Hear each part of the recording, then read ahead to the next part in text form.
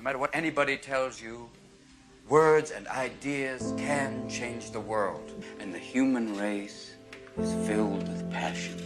And medicine, law, business, engineering, these are noble pursuits and necessary to sustain life. But poetry, beauty, romance, love, these are what we stay alive for. That you are here. That life exists and identity. That the powerful play goes on and you may contribute a verse.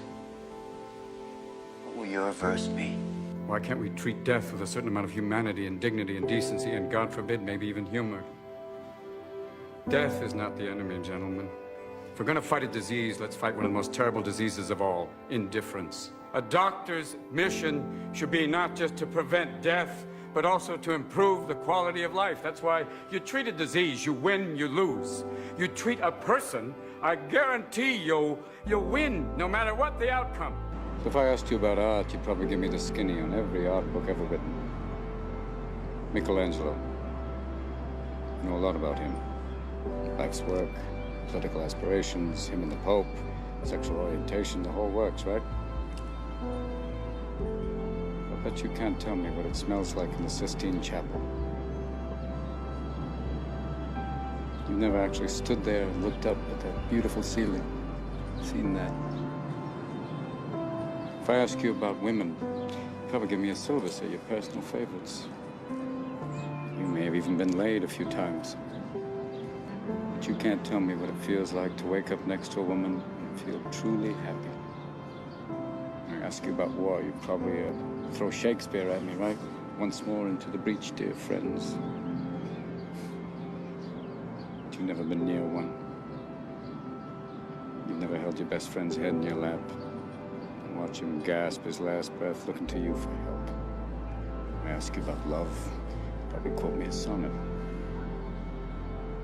But you've never looked at a woman and been totally vulnerable. Known someone that could level you with her eyes. Feeling like God put an angel on earth just for you. Who could rescue you from the depths of hell. And you wouldn't know what it's like to be her angel. To have that love for her be there forever. Through anything. Through cancer.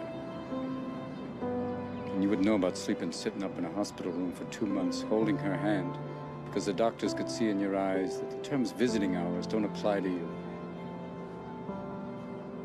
You don't know about real loss, because that only occurs when you love something more than you love yourself.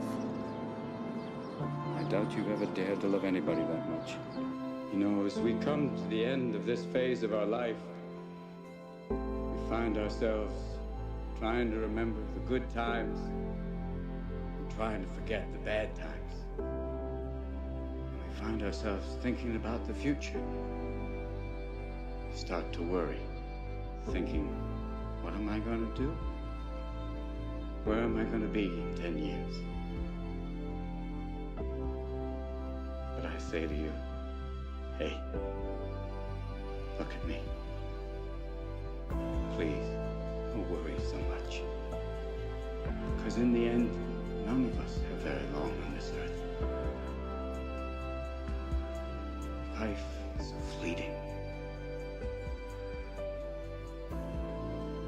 And if you're ever distressed,